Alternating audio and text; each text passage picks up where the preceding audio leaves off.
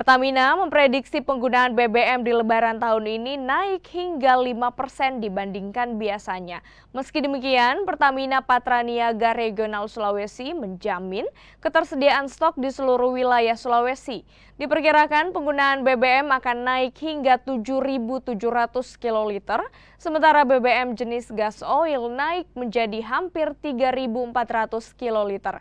Sementara itu, untuk mengantisipasi adanya pemudik yang kehabisan bensin di tengah jalan, pihak Pertamina juga menyiapkan Satgas Rafi yang akan terkoneksi ke SPBU terdekat.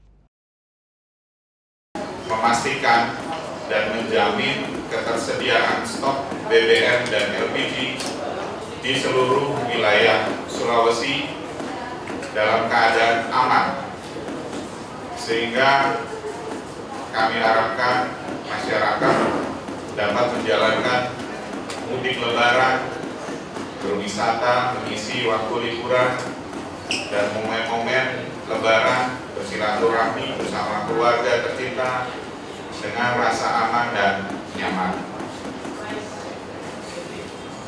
Dalam hal ini, Pertamina Patraniaga Regional Sulawesi melakukan serangkaian proyeksi dan kalkulasi untuk memprediksi adanya kenaikan konsumsi BBM maupun LPG pada momen libur Lebaran nanti.